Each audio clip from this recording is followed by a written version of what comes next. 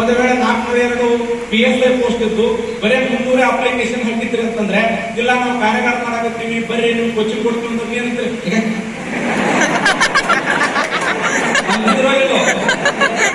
Competition ಆಗ್ತಿರ್ಲಿಲ್ಲ, ಈ ಪಾಠದ ಅವಶ್ಯಕತೆ ಇರಲಿಲ್ಲ, ಇವ್ರು ಯಾರು ಹೇಳೋದು ನಾವು ಹೇಳೋದು ಅವಶ್ಯಕತೆ ಇರ್ತದೆ. ನಿಮಗೆ ಯಾವಾಗ ಮಾನವನ ಆಶಯಗಳು ಹೆಚ್ಚಾಗ್ತವೋ, ಸಾಧನ ಸಂಪನ್ಮೂಲಗಳು ಮಿತವಾಗ್ತವೋ, ಅವೆರಡರ ನಡುವಿನ ಸಂಬಂಧವನ್ನು ಕುರಿತು ಅಧ್ಯಯನ ಮಾಡೋದು ಅರ್ಥಶಾಸ್ತ್ರ. ಅದಕ್ಕೆ ಏನನ್ನು ಉತ್ಪಾದಿಸಬೇಕು, ಹೇಗೆ ಉತ್ಪಾದಿಸಬೇಕು, ಯಾರಿಗಾಗಿ ಉತ್ಪಾದಿಸಬೇಕು. ಆಕ್ಚುಲಿ ಒಂದು ಸಬ್ಜೆಕ್ಟ್ ಎಕನಾಮಿಕ್ಸ್ ಕೇಳಕ್ಕೆ ಪಾಠ. ಅದಕ್ಕೆ ನಾ ಹೇಳೋದೇನಂತಂದ್ರೆ, ನಿಮ್ಮ ಜೀವನದಲ್ಲಿ ಅರ್ಥಶಾಸ್ತ್ರ ಎಷ್ಟು ಇಂಪಾರ್ಟೆಂಟ್ ಅಂದ್ರೆ ಎಷ್ಟು ಇಂಪಾರ್ಟೆಂಟ್. KS ಆಗಲಿ PSI ಆಗಲಿ ಸಬ್ಜೆಕ್ಟ್ಗಳಲ್ಲಿ ಅತ್ಯಂತ ಕಡಿಮೆ ಸಬ್ಜೆಕ್ಟ್ ಅಂದ್ರೆ ಅದು ಮಾನವಿಕ ಸಬ್ಜೆಕ್ಟ್ಗಳಲ್ಲಿ ಎಕನಾಮಿಕ್ಸ್. 7 ರಿಂದ 8 ಚಾಪ್ಟರ್ ಕವರ್ ಮಾಡಿದ್ರೆ ಮುಗಿದೋಯ್ತು. ದೇಶದ ಗಡಿಯೊಳಗೆ ಉತ್ಪಾದನೆ ಮಾಡಿದ್ರೆ GDP, ಅದರ ಸವಕಳಿ ಕಳೆದ್ರೆ NDP, ವಿದೇಶಿ ಲಾಭವನ್ನು ಸೇರಿಸಿದ್ರೆ GNP, ಅದರ ಸವಕಳಿ ಕಳೆದ್ರೆ NNP. ಮುಗಿದೋಯ್ತು ಎಕನಾಮಿಕ್ಸ್. ಒಂದೇ ಚಾಪ್ಟರ್ ಗಟ್ಟಿಲ್ಲ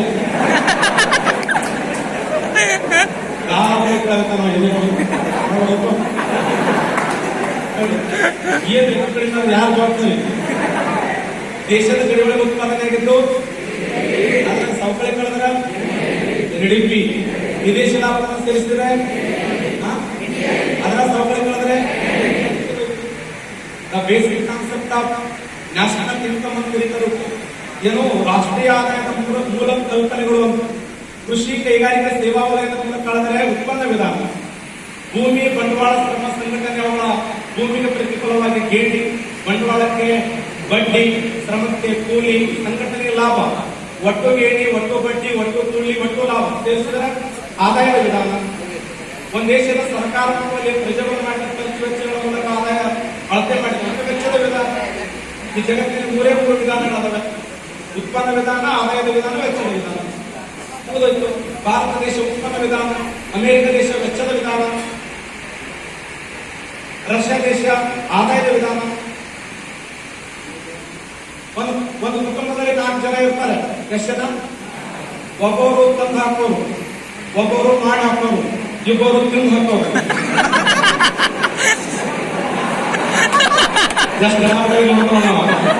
ಇವ್ರು ಯಾರು ಹೇಳಕತ್ತಿಲ್ಲ, ನಾನು ನಿನ್ ಬಂದಿದ್ದೆ ತಿಂದು ಹಾಕೋರು ನನ್ನ ನೋಡ್ತೀನಿ.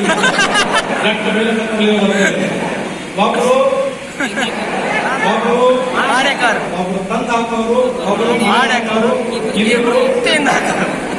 ಈ 4 ಮಂದಿ ಆದಾಯವನ್ನೇ ರಾಷ್ಟ್ರೀಯ ಆದಾಯ. 4 ಮಂದಿ ಆದಾಯ ರಾಷ್ಟ್ರೀಯ ಆದಾಯ. ಆದ್ರೆ ಒಬ್ಬ ವ್ಯಕ್ತಿ ಆದಾಯ ಆದಾಯ 1 ಲಕ್ಷ ಇತ್ತು ಅಂತಂದ್ರೆ ರಾಷ್ಟ್ರೀಯ ಆದಾಯ. 4 ಮಂದಿ ಮೇಲೆ ಡಿವೈಡ್ ಮಾಡಿದ್ರೆ ತಲಾ ಆದಾಯ, ಪರ್ ಕ್ಯಾಪಿಟಲ್.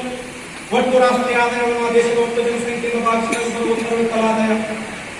ಓದ್ರಿ, ಎಷ್ಟು ಸುಲಭವಾಗಿ ಹೇಳಕತ್ತೀನಿ ಅಂತಂದ್ರೆ ಎಷ್ಟು ಸರಿ ಓದಿಕೊಳ್ಳುತ್ತದೆ. ಅದಕ್ಕನ್ನ ಹೇಳಕ್ ನಿಮಗೆ ಬಿಟ್ಟು ಈಗ 1 ನಿಮಿಷನಾಗ ಒಂದು ಚಾಪ್ಟರ್ ಹೇಳಿದೆ ಅಂತಂದ್ರೆ ಎಷ್ಟು ಸರಿ ಅದನ್ನ ರಿವಿಷನ್ ಮಾಡಿರ್ಬೋದು. ಒಳ್ಳೆ ಪುಸ್ತಕವನ್ನು ಆಯ್ಕೆ ಮಾಡ್ಕೊಳ್ಳಿ. ಒಂದು ಪರ್ಫೆಕ್ಟ್ ಆದಂತ ಬುಕ್ ಆಯ್ಕೆ ಮಾಡಿಕೊಂಡು ಆ ಬುಕ್ಕವನ್ನು 3 ಸರಿ ಓದ್ರಿ. ಒಂದ್ಸರಿ ಚೌಲಾಸ್ ಸರ್ ಕ್ಲಾಸ್ ಕೇಳಕ್ ಶುರು ಮಾಡಿದ್ರೆ ಮುಗಿತನ ಕೇಳ್ರಿ. ಒಂದ್ಸರಿ ಶಿವರಾಜ್ ಸರ್ ಕ್ಲಾಸ್ ಕೇಳಕ್ ಶುರು ಮಾಡಿದ್ರೆ ಮುಗಿತಾಗ ಓದ್ರಿ. ಯಾಕಂದ್ರೆ ಅವ್ರು ಏನೋ ಒಂದು ವಿಚಾರ ಹೇಳ್ಬೇಕಂತ ಇರ್ತದೆ. ಈಗ ಭಾರತದ ರಾಷ್ಟ್ರೀಯ ಕಾಂಗ್ರೆಸ್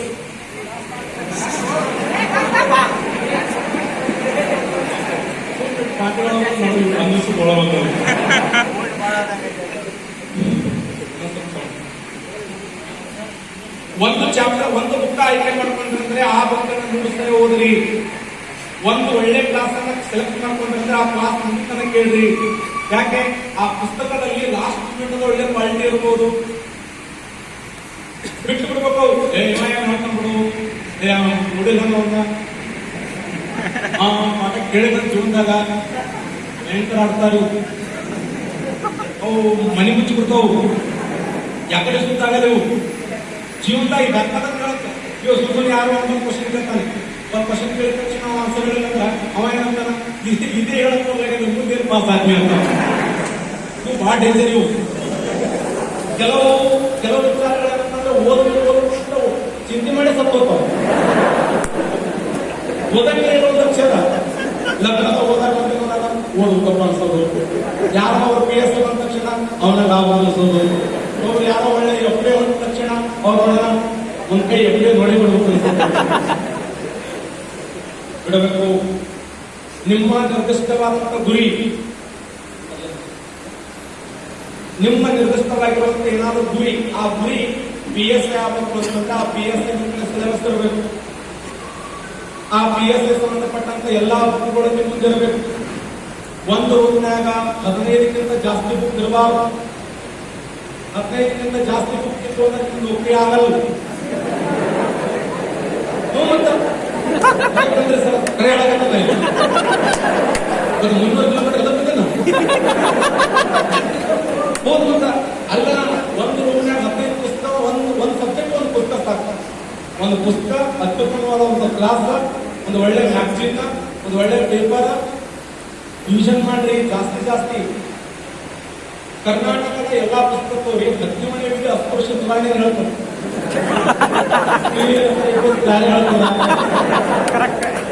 ಯಾಕೆ ಕಷ್ಟರು? ಯಾವುದೇ ಪುಸ್ತಕವ್ರಿ ನೀವು ಕರ್ನಾಟಕ ರಾಜ್ಯದಲ್ಲಿ ಅಚ್ಚ ಕನ್ನಡದ ಮೊಟ್ಟಮೊದಲ ಮನೆತನ ಕದಂಬ ಮನೆತನಕ್ಕೆ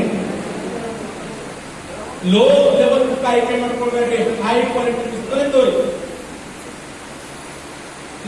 ನಾನು ಅಶೋಕ್ ಸರ್ ಫೋನ್ ಮಾಡಿದ್ದೆ. ನಮ್ಮ ಇನ್ನೊಬ್ಬ ಅಶೋಕ್ ಸರ್ ಅಂತಂದ್ರೆ ಅವ್ರು ಕುಲಿಯೋಸ್ಕರ ನಾನು ಕುಲಿ ಆಗೋದು ಕೊಟ್ಟು ಯಾವ ಪುಸ್ತಕ ಇಟ್ಟು ಓದು ಕೇಳೋದಂತೆ. ಕುಲಾನಿ ಬುಕ್ಕ ಓದು ಅಂತಂತ ಯಾವ ಬುಕ್ಕ ಓದಲಿಲ್ಲ. ಕುಲಾನಿ ಒಂದೇ ಓದಿ 80% ಹೋದ್ರೆ. ಹಂಗ ಒಂದೇ ಒಂದು ಪುಸ್ತಕ ಆಯ್ಕೆ ಮಾಡಿಕೊಳ್ಳಿ. ಆ ಪುಸ್ತಕ ಅತಿ ಕ್ವಾಲಿಟಿ ಇರಬೇಕು. ಆ ಪುಸ್ತಕ ಒಳ್ಳೊಳ್ಳೆ ರಿವಿಷನ್ ಹಾಕಬೇಕು. ಆ ಪಾಯಿಂಟ್ಗಳನ್ನು ಮತ್ತೆ ಮಾರ್ಕ್ ಮಾಡಿ, ಆ ಮಾರ್ಕ್ ಮಾಡಿದಂತ ಪಾಯಿಂಟ್ಗಳು ಮುಂದಿನ ದಿನಮಾನಗಳಲ್ಲಿ ನಾನು ಕ್ಲಾಸ್ ನೋಡ್ಸ್ಬೇಕು. ನನ್ನ ಮನಸ್ಸಿಗೆ ಬಹಳ ಬೇಜಾರು ಅನಿಸ್ತು. ಯಾಕೆ ಬೇಜಾರು ಅನಿಸ್ತದೆ ಅಂತಂದ್ರೆ ಆ ಹುಡುಗರು ನೋಡ್ಸ್ಕೊಂಡು ಹೋಗಿ ಬೇರೆ ನೋಡ್ಸಿ ಟ್ಯಾಲಿ ಮಾಡ್ತಾರೆ. ಟ್ಯಾಲಿ ಮಾಡಿ ಇಟ್ಟು ವರ್ಷ ನಾ ಹೇಳಿದ್ದೆ ಅದ್ರ ಹಣೆ ಬರ ಅಡ್ಡೆ ಅದ. ನನಗೆ ಒಳ್ಳೆ ನಾ ಹೇಳಿದ್ದೆ ಅದ್ರ ಹಣೆ ಬರ ಅಡ್ಡೆ ಅದ. ಬೇಡ ಬೇಡ ಬೇರೆ ಕ್ಲಾಸಿಗೆ ನಾವು ಓದಿಸುವಂತ ನೋಡ್ಸೋದು ನನಗೆ ಸಾಕಷ್ಟು ಅನಿಸ್ತು. ನಾ ಆಧುನಿಕ ಭಾರತ ಇತಿಹಾಸ ಬರ್ತೀನಿ, ಪ್ರಾಚೀನ ಮಧ್ಯ ಆಧುನಿಕ. ಆ ಪುಸ್ತಕ ಅವ್ರೇನಂದ್ರು, ಇದು ಬರೇ ಪ್ರಾಚೀನ ಭಾರತ ಇಷ್ಟೇ ಅಂತ ನೋಡ್ಸಂದವ. ನಾನು ಒಟ್ಟುಪಡಿ ಪ್ರಾಚೀನ ಭಾರತ ಇಷ್ಟೇ ಅದ. ಪ್ರಾಚೀನ ಭಾರತ ಏನು ಓದಕ್ಕೆ ಸಾಧ್ಯ ಇದೆ? ನನಗೇನು ನೀವು ನೌಕರಿ ಆಗಬೇಕು, ನಾವು ಪಂಡಿತರಾಗದ ಅವಶ್ಯಕತೆ ಇಲ್ಲ.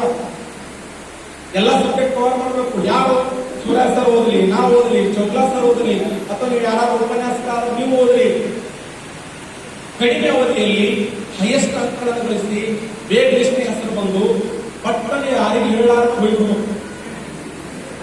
15 ವರ್ಷ ಓದಿ ಪಿಸಿ ಆಗಿ ನೋಡು. ನಮ್ಮೂರ 3 ಪಕ್ಕದಲ್ಲಿ ಒಬ್ಬ 61 ಎಕ್ಸಾಮ್ ಬರ್ತಾನ ಪಿಸಿ ಆಗ. ಮನ್ ನನಗೆ ನನ್ನ ಅನ್ನ ಕಡೆ ಲೈಟ್ ಅಂದ, ಯಾರಿಗೆ ಹೇಳಬಳ್ಳೆ ಅನ್ನ ಕಡೆ ಲೈಟ್ ಹುಡುಗರಿಗೆ ಮಾರ್ಗದರ್ಶನ ಮಾಡ್ತಾರಂತ. 61 ಎಕ್ಸಾಮ್ ಬರೋದು. ಲಾಸ್ಟ್ ಅದು ಮನೆ ಅಪ್ಲಿಕೇಶನ್ ಸರಿ ಕಂಪ್ಯೂಟರ್ ಹೋಗ್ತಾರೆ ಒಳಗೆ. ನಿಮ್ಗೆ ಜೋಕ್ ಅನ್ಸ್ಬೋದು. ನನಗೆ ಯಾಕೆ ನೋವು ಅನಿಸ್ತದೆ ಅಂದ್ರೆ ಟೈಮ್ ಎಷ್ಟು ಆಗ್ಬೇಕಾದ್ರೆ 6, 7, 8 ತಿಂಗಳಲ್ಲಿ ಒಂದಾದ್ಮೇಲೆ ಒಂದು ನಿರಂತರವಾಗಿ ಓದ್ತಾ ಇರಬೇಕು. 15 ಪುಸ್ತಕ ಒಂದು ಸಬ್ಜೆಕ್ಟ್ ಒಂದು ಪುಸ್ತಕವನ್ನ ಪರ್ಫೆಕ್ಟ್ ಆಗಿ ನಿರ್ಮಿಸ್ತಾ ಓದ್ರಿ. ಎಲ್ಲಾ ಚಾಪ್ಟರ್ಗಳನ್ನು ಕವರ್ ಮಾಡ್ರಿ. ಸಂವಿಧಾನದ 1ನೇ ಚಾಪ್ಟರ್ ಹಿಡ್ಕೊಂಡು 25ನೇ ಚಾಪ್ಟರ್ ವರೆಗೆ ಅದು ಏನಾಗಲ್ಲ. 1ನೇ ಚಾಪ್ಟರ್ ಕನಿಷ್ಠ 10-15% ಪರ್ಫೆಕ್ಟ್ ಮಾಡ್ಕೊಳ್ಳಿ. ಕರ್ನಾಟಕದ ಮಣ್ಣುಗಳು, ಭಾರತದ ಮಣ್ಣುಗಳು, ಪ್ರಪಂಚದ ಮಣ್ಣುಗಳು ಎಲ್ಲ ಒಂದೇ. ಇವ್ರಿ ಕರ್ನಾಟಕದ ಕಪ್ಪು ಮಣ್ಣು ಬೇರೆ ಅದ, ಮಹಾರಾಷ್ಟ್ರದ ಕಪ್ಪು ಮಣ್ಣೆ ಬೇರೆ, ಆಫ್ರಿಕದ ಸಮಭಾಜದ ವೃತ್ತದ ಕಪ್ಪು ಮಣ್ಣೆ ಬೇರೆ. ಕಪ್ಪು ಮಣ್ಣೆ ಅದು, ಕೆಂಪು ಮಣ್ಣೆ ಅದು. ನನ್ನ ಮಾತಾಡ್ತಾ ಇದೆಯಾ?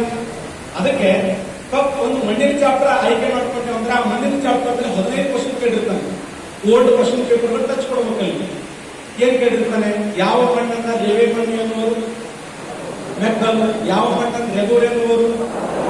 ಯಾವ ಮಣ್ಣು ಮಳೆಗಾಲದಲ್ಲಿ ಉಬ್ಬುತ್ತದೆ, ಬೇಸಿಗೆ ಬರುತ್ತದೆ. ಯಾವ ಮಣ್ಣು ಮಳೆಗಾಲದಲ್ಲಿ ಮಣ್ಣಾಗಿ ಬೇಸಿಗೆ ಶಿಲೆಯಾಗುತ್ತದೆ. ಯಾವ ಮಣ್ಣನ್ನ ಚಹಾದ ಮಣ್ಣು ಎನ್ನುವರು. ಯಾವ ಮಣ್ಣನ್ನು ಹತ್ತಿಯ ಮಣ್ಣು ಎನ್ನುವರು. ಯಾವ ಮಣ್ಣನ್ನು ಸೆಣಬಿನ ಮಣ್ಣು ಎನ್ನುವರು, ಮೆಕ್ಕಲು ಮಣ್ಣು. ಸೆಣಬಿನ ಮಣ್ಣು ಎನ್ನುವರು ಮೆಕ್ಕಲು ಮಣ್ಣು. ಯಾವ ಮಣ್ಣನ್ನು ಕಾಫಿಯ ಮಣ್ಣು ಎನ್ನುವರು, ಜಂಬೆಟ್ಟಿಗೆ. ಚಹಾದ ಮಣ್ಣು ಎನ್ನುವರು ಬೂಸ್ಟ್ ಬರಂಗಿಲ್ಲ.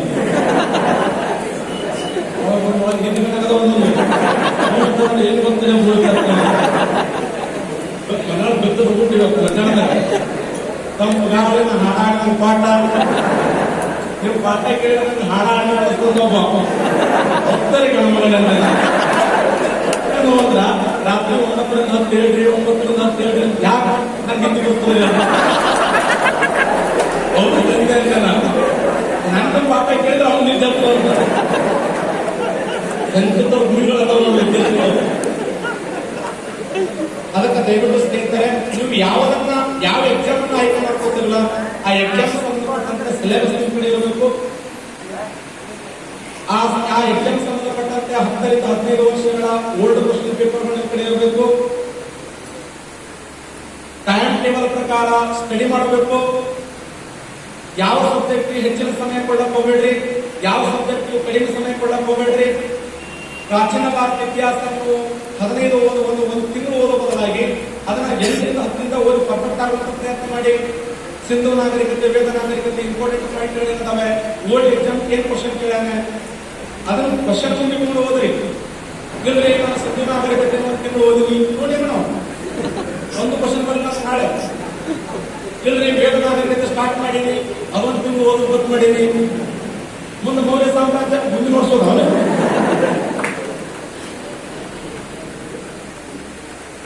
ನನ್ನ ಪ್ರಕಾರ ಇತಿಹಾಸ ಎಂದರೆ ಯುದ್ಧ ಅಲ್ಲ. ಸಿಇಟಿ ಎಕ್ಸಾಮ್ಗೆ ಇತಿಹಾಸ ಎಂದರೆ ಯುದ್ಧ ಅಲ್ಲ, ಇತಿಹಾಸ ಎಂದರೆ ಕಾಲಘಟ್ಟಗಳಲ್ಲ. ಸೈನ್ಸ್ ಸ್ಟೂಡೆಂಟ್ಗಳು ಅಂತಾರೆ ನೀವು ಆರ್ಸ್ ಮಾಡಿ ಈಜಿ ಆಫ್ ಹಿಸ್ಟ್ರಿ ಡೇಟ್ ಯಾರು ನೆನಪಿಡ್ತಾರೆ ನನಗೆ ಘಟನೆಗಳನ್ನು ನೆನಪಿಡ್ರಿ. ಕ್ರಿಪ್ಸ್ ಆಯೋಗ ಯಾವಾಗ ಹಂತ ಹಂತವಾಗಿ ಈಗ ಭಾರತ ಸ್ವತಂತ್ರ ಹೋರಾಟವನ್ನು ತೆಗೆದುಕೊಂಡಾಗ 1885ರಿಂದ 1947 ಸ್ಟೆಪ್ ಹಂತ ಹಂತಗಳನ್ನು ನೆನಪಿಡ್ತಾರೆ. ಗಾಂಧೀಜಿ ಹುಟ್ಟಿದ ನಾ ಮೊನ್ನೆ ಒಂದು ಪಾಠ ಹೇಳಬೇಕಿದೆ. ಸುರೇಂದ್ರನಾಥ್ ಬ್ಯಾನರ್ಜಿ ಅವರು ಗುರು ಯಾವಂತಂದ್ರೆ ಗಾಂಧಿ ಅಂದ. ಇಲ್ಲಿ ಗಾಂಧಿ ಹುಟ್ಟಿದ Surendranath Banerjee ICS exam pass ಮಾಡಿದ್ರು.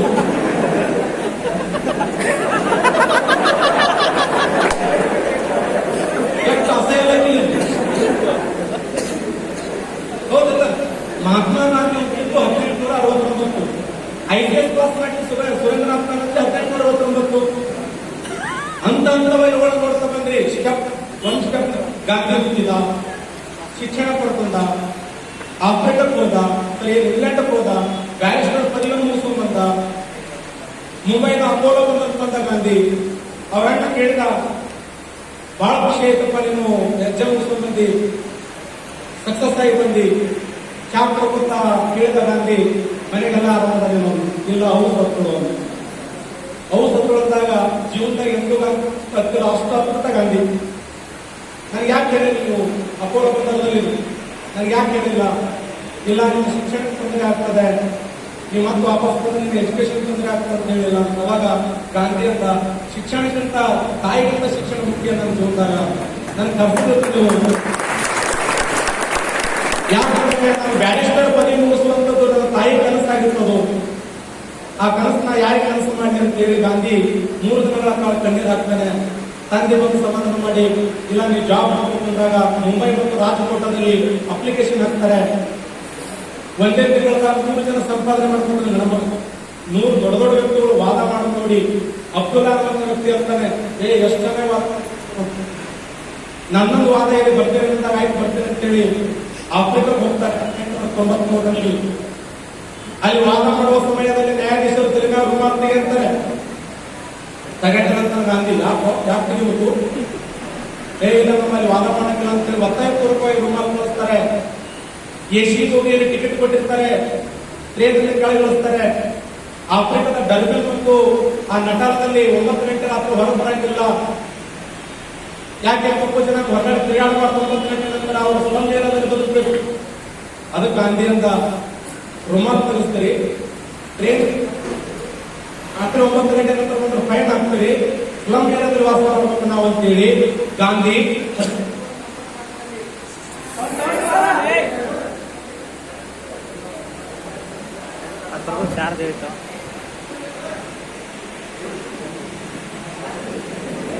ಇಂತ ಆಡ್ತಾವ ಬರೇ ಹಾಕೋ ಆಡ್ಬೇಕಂದ್ರ ಜಗಳ ಇಲ್ಲ ಸಂಪಾದಿತ ಒಳ್ಳೆ ಮನುಷ್ಯ ಹಾಕೊಂಡ್ಬಿಡಂದ್ರ ಹೌದಲ್ಲ. ಈ ಜಗತ್ತಿಗೆಲ್ಲ ಸಮಾಧಾನ. ಡಾಕ್ಟರ್ ಬಾಬಾ ಸಾಹೇಬ್ ಅಂಬೇಡ್ಕರ್ ಸಮಾಧಾನ ಇದ್ರು ಅಂತ ಅಂಬೇಡ್ಕರ್ ಆದ್ರು. ಗಾಂಧಿ ಸಮಾಧಾನ ಆದಂತ ಗಾಂಧಿ ಆದ. ಇಲ್ಲ ಹೊಟ್ಟೆ ಹಾಕೋಲ್ಲ ನಾ ಸಮಾಧಾನ ಇಲ್ಲ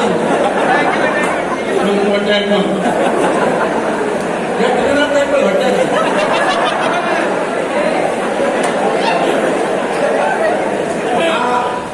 ಇದ್ರ ಕಂಪ್ಯೂಟರ್ ಕ್ಲಾಸ್ ನಲ್ಲಿ ಹಿಂಗೆ ಬಸ್ತಾರೆ. ಈಗ ನೇರವಾಗಿ ಸಿಕ್ಕಿ ನನ್ನ ಕೈಯಲ್ಲಿ ಎಷ್ಟು ಜನ ಬೇಡಿ ನನಗೆ ಅಲ್ಲಿ ಲೈವ್ ಕ್ಲಾಸ್ ಇರ್ತದ ಸಿಟ್ಟಿಗೆ ಲ್ಯಾಪ್ಟಾಪ್ ಕೊಡ್ಬೇಕು.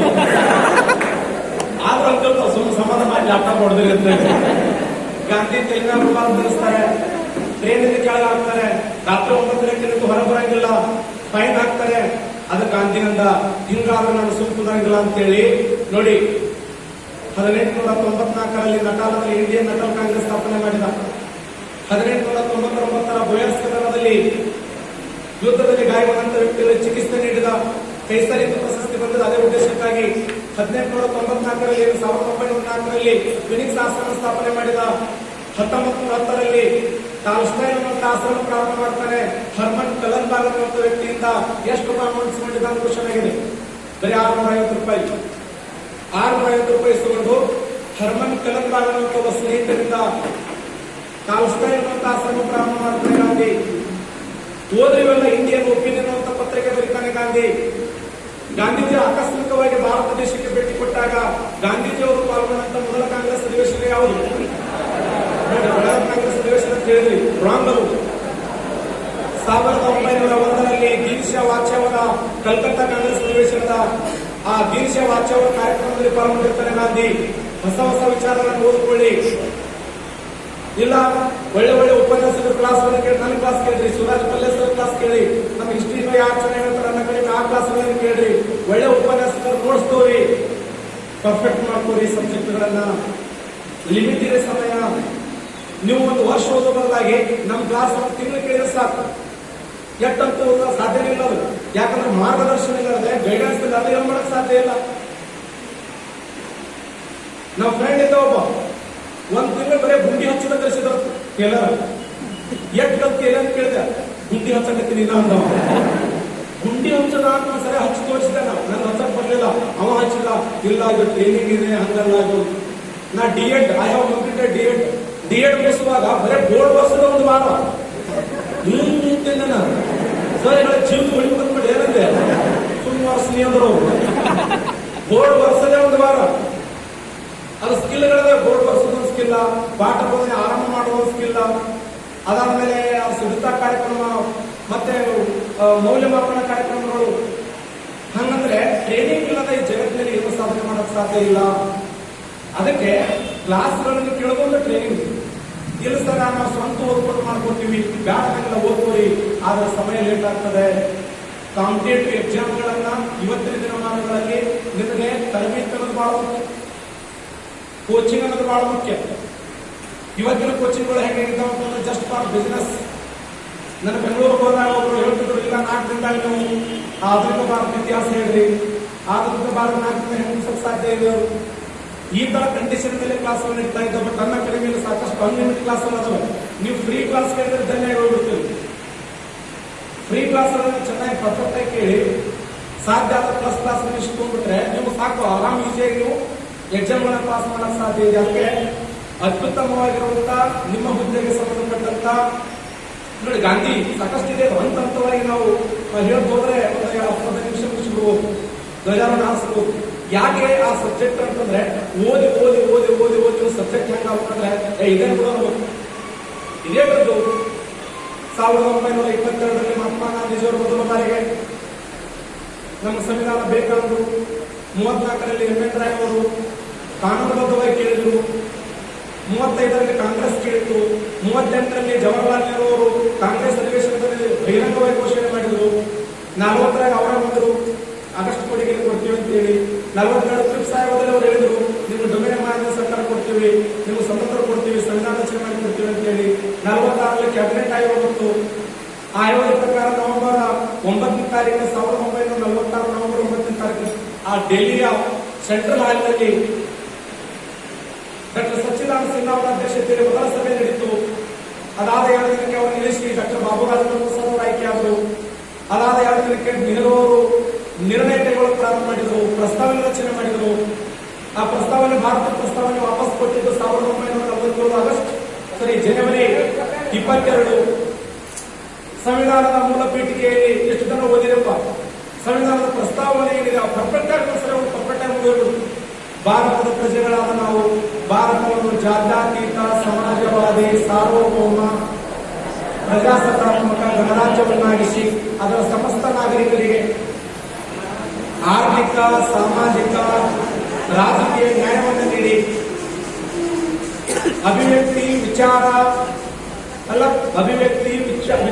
ವಿಶ್ವಾಸ, ಧರ್ಮ, ಶ್ರದ್ಧೆ, ಉಪಾಸನದಲ್ಲಿ ಸ್ವಾತಂತ್ರ್ಯ ನೀಡಿ ಆಯ್ಕೆ ಮತ್ತು ಸ್ಥಾನಮಾನಗಳಲ್ಲಿ ಅವಕಾಶಗಳಲ್ಲಿ ಸ್ಥಾನಮಾನವನ್ನು ಕೊಟ್ಟು ವ್ಯಕ್ತಿ ಗೌರವಿಸಿ ರಾಷ್ಟ್ರದ ಏಕತೆಯನ್ನು ಮೂಡಿಸಿ, ಅಖಂಡತೆಯನ್ನು ಮೂಡಿಸಿ, ಎಲ್ಲರಲ್ಲಿ ಭದ್ರತ್ವವನ್ನು ಮೂಡಿಸಿ ಇಂಥ ನಮ್ಮ ಸಂವಿಧಾನವನ್ನು ನವೆಂಬರ್ 24, 1941 ನಮಗೆ ನಾವೇ ಅರ್ಪಿಸಿಕೊಂಡಿದ್ದೇವೆ. ಮುಗಿದು ಒಂದೇ ಚಾಪ್ಟರ್ ಓದ್ರಿ, ಸಬ್ಜೆಕ್ಟ್ ಅಂತ ತಿಳ್ಕೊಳ್ಳಿ, ಬಿಟ್ಟು ಬಿಡ್ರವು. ನಾನು ನೋಡ್ತೀನಿ ಸುಮ್ ಕಿವಿಯಾಗದು ಇದು ಹಾಕೋದು ಏನು ಮುಂದೆ ಬರ್ತಿರ್ತಾರೆ, ಕಾರ್ ಹೋಗಿ ಬಿದ್ದು ಬಿಡ್ತಿರ್ತದೆ. ಅಷ್ಟು ಬಂದು ನಂಗೆ ಆದ ಸ್ವಲ್ಪ ಒಂದು ಜವಾಬ್ದಾರಿ ಇರಲಿ, ಆರೋಗ್ಯ ಕಾಯ್ಕೊಳ್ಳಿ, ಆರೋಗ್ಯ ಭಾಳ ಇಂಪಾರ್ಟೆಂಟ್. ಒಂದು 6-7 ತಾಸು ಆರಾಮ್ ನಿದ್ದೆ ಮಾಡಿ. ಆಕ್ಚುಲಿ ಹೇಳಬಾರ್ದು, ಅಂದ್ರೆ ಪಂಡಿತರಿದ್ದೀರಿ ನೀವು. ಫಂಡ್ ಸರ್ ನಾವು ಊಟ ನಿದ್ದೆ ಬಿಟ್ಟು ಬೇರೆ ಹೇಳ್ಬೇಕಾದ್ರೆ ದಯವಿಟ್ಟು ಭಾಳ ತ್ರಾಸ ಮಾಡಿ ಓದಕ್ಕೆ ಹೋಗ್ಬೇಡ್ರಿ. ಸ್ವಲ್ಪ ಓದಿರೋ ಓದ್ಬಿಡ್ತೀನಿ ನಾನು. ಊರಿಗೆ ಒಂದು ವರ್ಷನಾಗ 2-3 ಸಲ ಅಡ್ಡ ಓದ್ತೀವಿ. ನೀವು ಭಾಳ ಓದ್ರೆ ದೇಶದ ಬಿಟ್ಟು ಬಿಡ್ತೀವಿ ನಾವು. ಸ್ವಲ್ಪ ಓದ್ರೆ ಸಾಕು, ಸಕ್ಸಸ್ ಆಗಿಬಿಡ್ತೀವಿ ನೀವು. ಭಾಳ ಓದೋ ಅವಶ್ಯಕತೆ ಇಲ್ಲ. ಅದು ಓದು ನಿರಂತರತೆ ಇರಬೇಕು. ನೋ ಒನ್ ಪರ್ಫೆಕ್ಟ್ ಅಂತ ಮಾಡಿ ಜಗತ್ತಿನಲ್ಲಿ ಯಾರು ಪರಿಪೂರ್ಣರಲ್ಲ ತಿಳಿದಿರಲಿ. KS ಆಫೀಸರ್ ಆಗಿದೆ ಸರ, ಜಾಣರಲ್ಲ ಸರ. ಇವರು UPSC ಪಾಸ್ ಆಗಿದೆ ಸರ, ಜಾಣರಲ್ಲ. No one perfect. ಕೂಟದಿಂದ ಮೇಳಗಣ ಶ್ರೇಷ್ಠ.